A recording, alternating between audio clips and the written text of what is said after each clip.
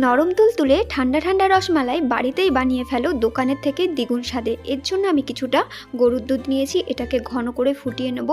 এলাচের গুঁড়ো, চিনি, আমন্ড বাদাম, তোমরা চাইলে এর মধ্যে পেস্তা বাদামও ব্যবহার করতে পারো। মনে রাখবে যতটা দুধ নেবে ততটা কিন্তু ফুটিয়ে অর্ধেক করে নেবে, তাহলে দুধটা ঘন হবে। আর এখানে নিয়েছি কিছুটা ছানা, ছানাটা কিন্তু আমি বাড়িতেই তৈরি করেছিলাম। এরপর এর মধ্যে দিয়ে দেবো কিছুটা আমি ময়দা, সব দিয়ে মেখে নেব, তাহলে ময়দা দিলে কিন্তু মিষ্টিটা গড়তে খুব সুবিধা হবে।